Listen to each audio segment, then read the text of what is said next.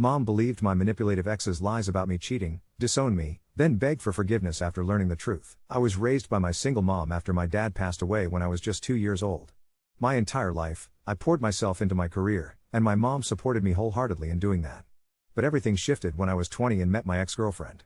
At first, we were just colleagues, but she told me she'd soon be working in another sector. Once she started at her new workplace, she met another man and, in a cruel twist, fell in love with him while still in a relationship with me.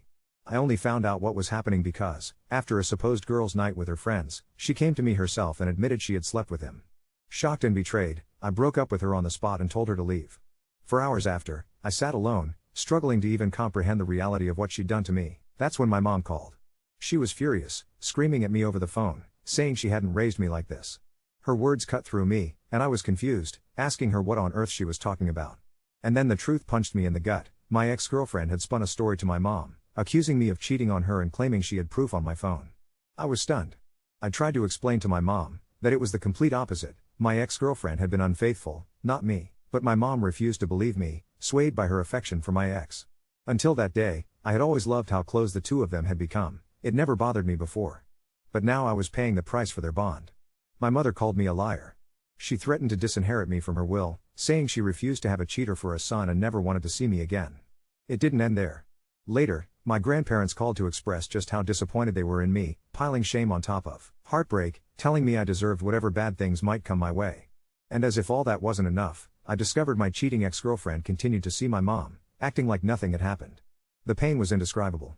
The only person who stood by me was my best friend. He was furious on my behalf, and I broke down sobbing in his arms. I know some people think it's strange for two guys to have that kind of moment, but his support was life-saving for me. A year went by. What happened had scarred me, but I had started to piece myself back together. Then, one day, the doorbell rang. When I opened it, there stood my mom, eyes brimming with tears. Seeing her brought all my emotions bubbling to the surface. I slammed the door, broke down crying, and shouted through my tears, demanding to know what the hell she wanted. She just stood outside my door, begging for 15 minutes straight for me to let her in so we could talk. Finally, I gave in. She stepped inside, and with trembling words, told me through her sobs that my ex had finally confessed, drunkenly, but admitted it all. My mom apologized over and over, telling me she knew she'd failed as a mother for not believing her own son. I accepted her apology, told her I didn't want to see her now, that I probably could never forgive her. Even as she pleaded for forgiveness, I couldn't bring myself to give it, not then. Over the following months, she started calling me every day, just to hear my voice. She always sounded so pained, telling me how much she missed me, how deeply she regretted not believing me, always ending the call with "I love you," and begging for a chance to see me. She confessed repeatedly that she couldn't go on thinking I might hate her, even if she'd understand if I did. But I don't hate her. She's still my mom, I still love her. But the trust we had is shattered. How can I ever trust her again? If I got into another relationship, who's to say she wouldn't believe that person's word over mine again? I appreciate her efforts to make amends, I really do, but I just can't forgive her. Not yet. I need my time. I hope she's able to understand that. Update 1. I texted her to come over, and she didn't hesitate for a second. She showed up at my front door in less than 15 minutes. I've been mulling over everything I wanted to ask, everything I needed to know, especially since, despite her repeated calls, we'd rarely had any real conversations. When she arrived, I sat her down in the living room.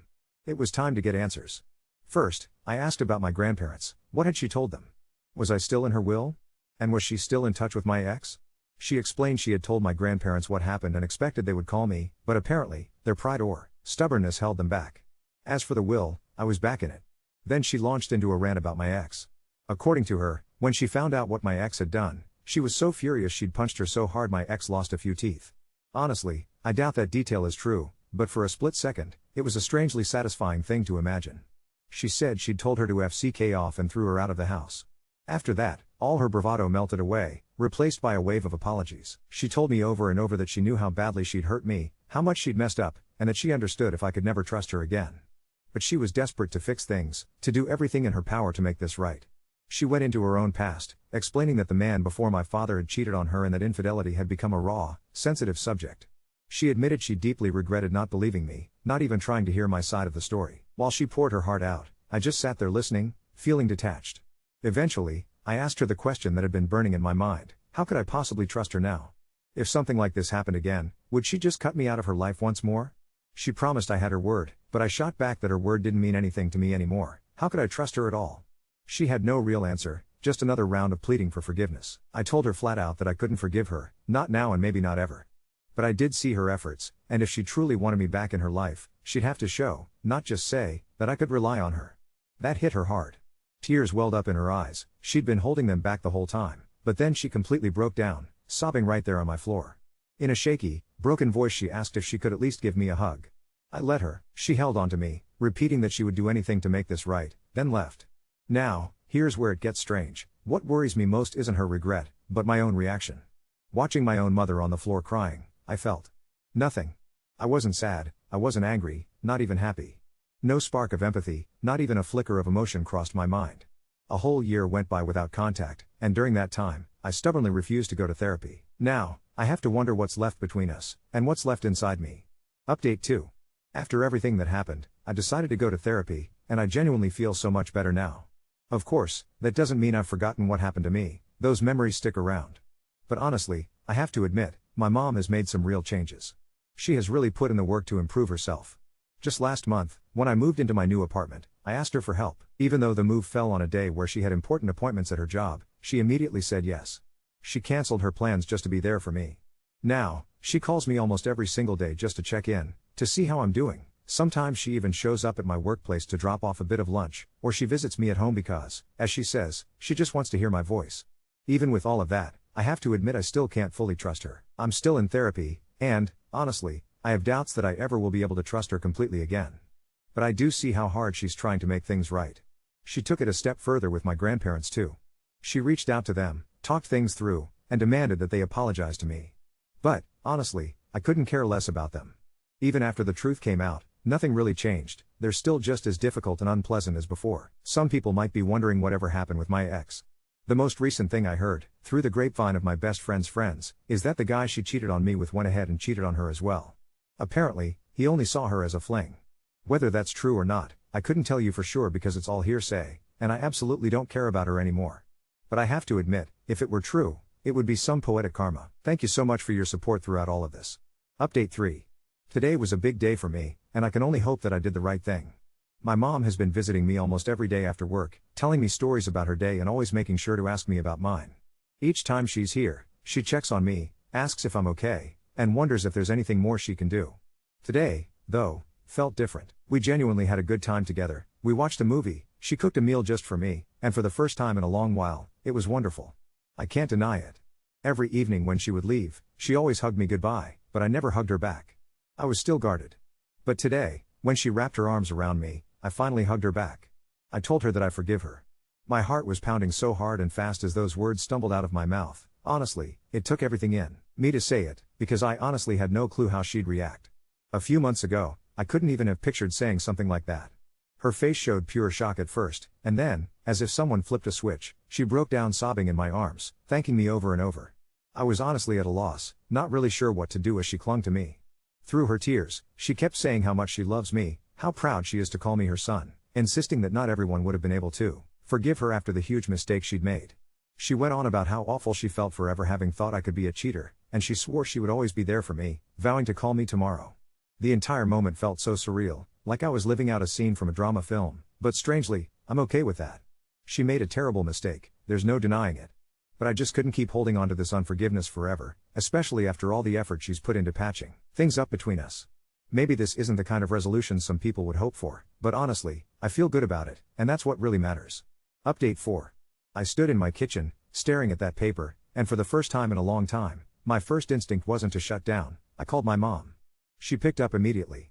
I didn't even get through the first sentence before she said, "I'm coming," and hung up. 10 minutes later she was at my door with her coat half on, keys in her hand, cheeks flushed like she'd sprinted the last block.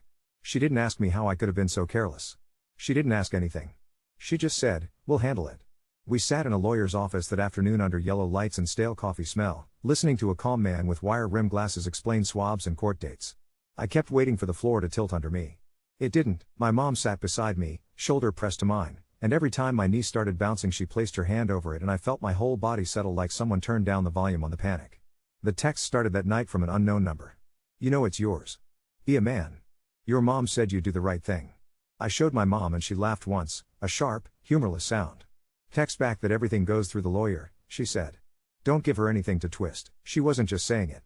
She was there, in my kitchen, making a list of appointments on a sticky note she slapped onto my fridge. When my grandparents called and launched into that old disappointed tone, my mom took my phone and said, "He is doing everything right. If you want to be part of this, you can start by not making it harder." Then she hung up.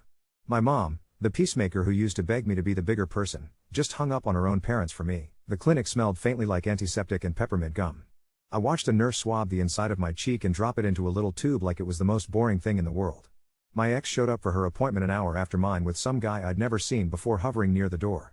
She looked me up and down like we were in line at a grocery store and said, "You know, you could just save us all time and sign." I didn't answer. My mom stepped forward so fast I almost missed it and said, very quietly, "Leave my son alone." My ex rolled her eyes and muttered something under her breath and I felt the old anger flash up, but it moved through me. It didn't stick. When they called her name and she walked past us, I didn't feel small.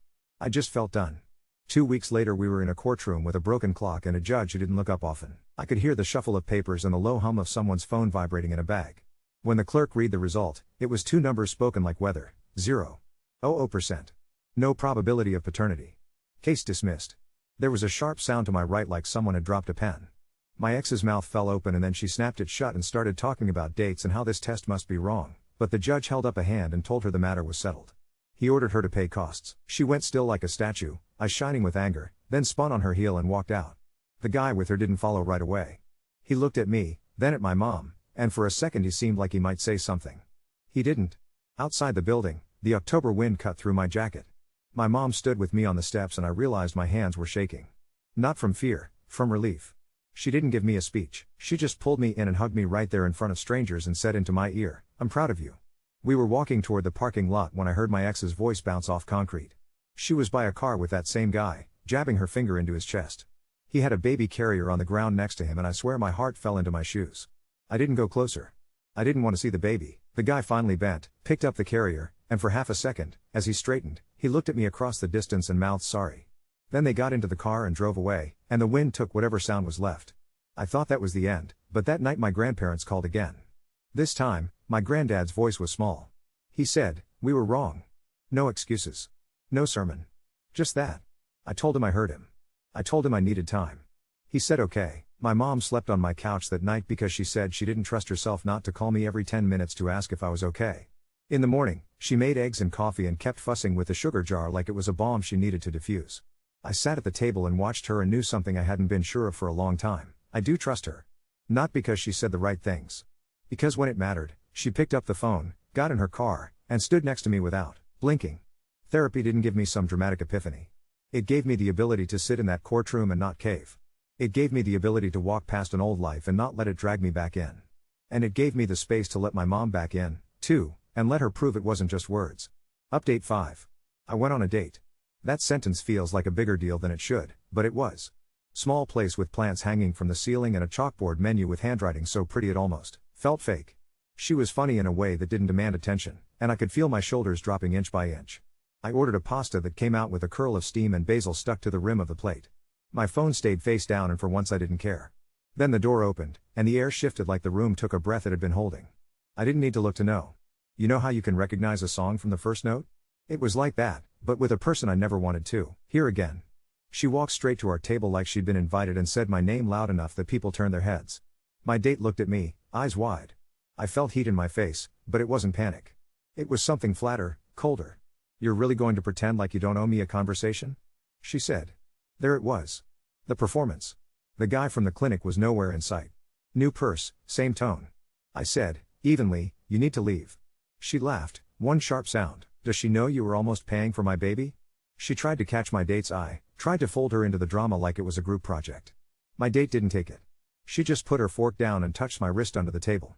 The manager appeared like he'd been summoned by the word baby and asked if everything was okay. I kept my voice steady and said, "I'm asking her to leave me alone."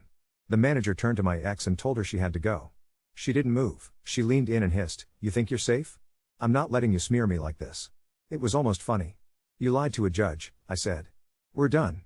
The manager gestured to the door and when she still didn't budge, he called someone in the back and a security guard came out, big guy, polite, who walked her out while she kept talking in a voice that kept trying to hook into me. The door closed behind her and the room went quiet and then it wasn't quiet anymore, like someone hit play, again. I stared at the basil on the plate and realized my hands weren't shaking. My date exhaled and said, softly, "Do you want to leave?" I did. We boxed the food, paid, walked into air that smelled like wet pavement. She touched my arm again and said, "I believe you." I didn't realize I'd been bracing for the other shoe until she said that, and I could feel everything in me unclench a notch. I called my mom on the sidewalk, because the old me would have locked the feeling down and pretended it didn't matter, and the new me didn't. She picked up on the second ring. I told her what happened and she went quiet in that way where you can hear someone choosing not to swear on your behalf. "Send me the restaurant's number," she said. "I'll make sure they have a note if she tries that again." It wasn't dramatic. It was practical. She asked if I was okay. I said yes. She said, "I'm 2 blocks away," and hung up. 10 minutes later she hugged me under a streetlight and told my date, "He's a good one," like she was offering a character reference at a job interview. My date laughed. I laughed too. It felt weird and human and light. I thought that was the whole story until a message hit my email the next morning with a subject line that made my stomach drop. "Mark, coffee?" I had to go back and look at his face in my memory to match a name to it. The guy from the courthouse. He kept it short. He said he was sorry for what happened at the restaurant and he didn't know if I'd even read the email, but he was filing for custody and he could use any proof I had that she'd lied. He said he wasn't trying to drag me into anything. He just didn't know what else to do. He added one thing at the end: "I found your email on the public records from the case. Please don't be mad." I showed my mom. She read it without commentary and then looked at me. "Do you want to help him?" It was the way she asked, not assuming, not pushing, just putting the decision in my hands and trusting me to hold it. We met in a coffee shop that smelled like burnt sugar and espresso. He looked like he hadn't slept in a week. There was a car seat by his feet with a blanket tucked over it, tiny and undeniably real. I felt something like a wind move through my chest. He stood up when I walked in like I was the person who could make his life easier, and I hated that. For both of us. He didn't go for the sob story. He just laid it out. She'd told him I was violent. She'd told him I was stalking her. She'd told him I yelled at her in a clinic waiting room. He said he had texts now from a number he didn't recognize saying he'd regret it if he didn't sign the birth certificate, and when he traced it, it belonged to one of her friends. He didn't ask for my sympathy. He asked if I had the messages where she told me to be a man, or the timeline from the test. I said I did. He asked if I could send them to his lawyer. I told him I'd have my lawyer send them. He nodded, like the idea of a chain between us made it safer. The blanket in the car seat twitched. A little hand popped out and grabbed air like a starfish. I didn't look under the blanket, but I stood there and let the reality of that hand settle the last of my anger into something heavier. I wasn't angry anymore. I was tired of being a prop in her show. Helping him wasn't for her, or for me. It was for a kid who deserved to grow up without this mess choking her whole life. Court again. Different room, same battered benches. The judge was a woman this time with hair pulled back so tight I thought about headaches. My mom sat behind me and put a peppermint in my palm like I was a kid before a dentist appointment. I didn't even want it. I held it anyway. Her lawyer tried to paint Mark as unstable. Mine didn't say much. He didn't have to. Screenshots, timestamps, the lab result. My mom testified. She didn't dramatize. She said, clearly, that my ex had admitted to her face that she'd lied. She said she had told her to leave me alone, and she had seen her continue to harass me. She said she was ashamed she ever gave my ex oxygen in my life, and that she was there because she refused to let that continue. The judge watched her with that expression judges wear when they're deciding if you're a person or a performance. When my mom finished, the judge thanked her in that exact tone, formal, even. I felt an odd pride. Not because she was defending me. Because she was choosing to put herself on the record with her name and her face and the worst thing she'd done as a mother, and she didn't flinch. The judge gave Mark temporary primary custody and set a review date 3 months out. She ordered a parenting class, a social worker visit, and told my ex if another false paternity claim showed up in her name, she'd be looking at sanctions. My ex went still and then bright red, like someone had plugged her in. She stood up too fast and knocked her chair over and it clanged against the table leg. The bailiff said, "Ma'am," in a way that was a warning. She didn't look at me. She looked right past me like I was a smudge on glass and said, "This is not over," and then she marched out. The door swung shut behind her and left us with the sound of paper being filed. On the steps outside, Mark cried the quiet kind of cry where nothing moves except your eyes. He shook my hand and then he shook my mom's hand like she was also his mom for a second. He said, "Thank you," in a voice that sounded like someone stepping onto solid ground after months at sea. He lifted the car seat like it weighed nothing and walked away. I thought that would be the coda, but life is weird. There was a package on my doormat that night with my grandfather's handwriting on it. No return address, just my name and the street written in his careful, old man printing. I carried it to the kitchen and cut the tape with a butter knife, and inside was a wooden box that smelled like cedar and engine oil. There was a watch nestled in a square of flannel and a folded letter. The watch was heavy and scratched at the edges. My dad's initials were engraved so lightly I had to tilt it to catch them. My mom walked in as I was holding it and she stopped like she'd been shot. She put her hand over her mouth and then she reached out and touched the face of the watch with just one finger like it was hot. The letter was 1 page. My granddad wrote that the watch had been my dad's, and then his, and it never made it to me because in the chaos of losing a son they turned all their love sideways and it came out as control. He wrote that he didn't know how to fix what they'd done, but he knew this was where the watch belonged. He asked me to come by when I felt ready. He wrote, at the bottom, in shaky letters, "We love you. No conditions." I didn't know what to do with that. I put the watch on. It was too big and too loose and it felt like wearing time that didn't belong to me yet. My mom sat down and cried in a way that was almost silent, tears running straight down like lines on a face in a painting. I put my arm around her and we sat there like that with the watch ticking on my wrist and the refrigerator humming and everything feeling both smaller and bigger than it had that morning. Before she left that night, my mom stood in the doorway and said, "I know what my word meant to you before. I know why it didn't anymore. I want you to know that today, if your word and hers ever collide again, I will take yours. Every time." It wasn't a speech. It was a fact. It landed in me and settled. Not as fireworks. As a foundation. I went to sleep with the watch on. I woke up with an imprint of the metal on my skin and a text from my date that just said, "Pasta, take 2?" And a photo of a basil plant in her kitchen with a caption that read, "I promise it's safe here." I smiled at my phone like an idiot. I put the kettle on. The day started. For the first time in a long time, the next thing didn't feel like a cliff. It felt like a road. Update 6. Pasta, take 2 turned into me standing in a tiny kitchen with a basil plant on the windowsill and a cat that kept pretending not to care about me while it blinked like an old man. She handed me a wooden spoon and said, "Stir," like she'd known me for years. I watched steam fog the glass and felt the oddest thing. Nothing in me was braced. My phone buzzed once, unknown number, and I flipped it over and let it buzz itself out. She smiled at me like that was an answer she agreed with. We ate on the couch with our knees almost touching. At some point the cat decided I had earned a single, reluctant permission to exist and curled up against my thigh. When we finished, she put the empty bowls in the sink and I said, "My mom wants to make you dinner," before I could overthink it. She looked surprised in a way that wasn't afraid. "Okay," she said. "If she promises not to interview me like a detective." I told her my mom would turn up with a casserole and 3 backup casseroles and then apologize for not bringing enough. She laughed. I kissed her in that little pocket of laughter. It felt like stepping onto a deck that didn't sway. The watch has become a habit. I keep catching myself checking it when there's no reason to, like I'm listening for something under the ticking. A jeweler resized it for me the next day, tiny shop, velvet trays, a bell on the door that made the kind of sound you hear in movies. He took the back off to look at the mechanism and stopped. "You know there's an inscription inside?" he said, like he was handing me the end of a thread.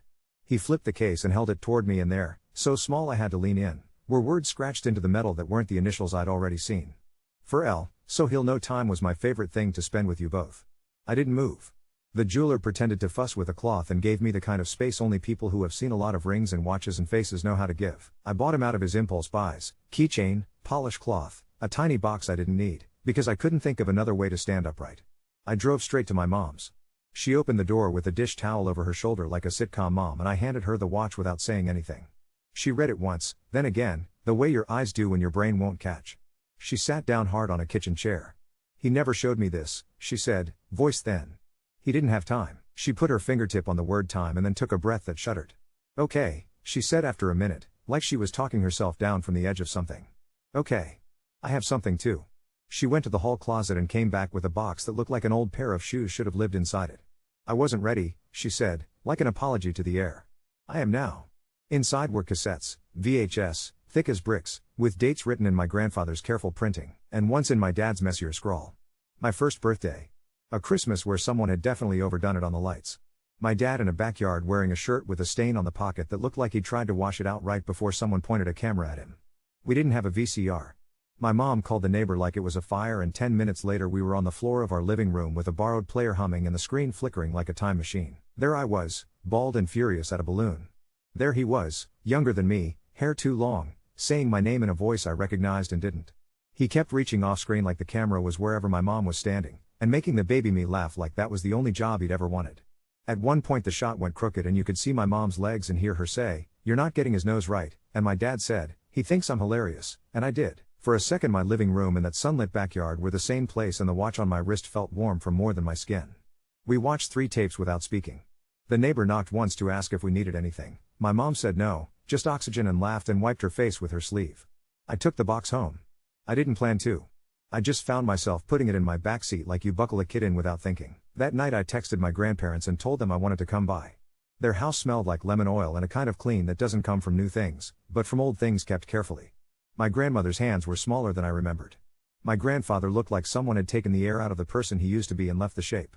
He put his palm on the watch without picking it up, like he was checking that it was real. He wore it on his wedding day, he said. It was too big then, too. He said he'd grow into it. My grandmother touched my hair the way she used to when I was 10 and trying to be taller than everyone. You have his annoyed face, she said, which for her was affection and apology in the same sentence. We sat. No speeches.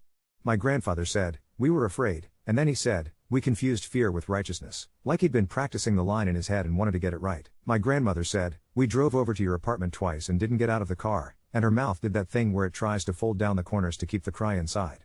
I told them, I heard the words, about the letter, and I meant it. I told them I needed them to stop talking like narrators at a church pageant and start talking like people. My grandmother snorted and said, you are your mother's son, and then she cried for real. They brought out photo albums like a parade. One of them had a picture of my mom at 20, laughing with her mouth open, hand on my dad's shoulder, head thrown back.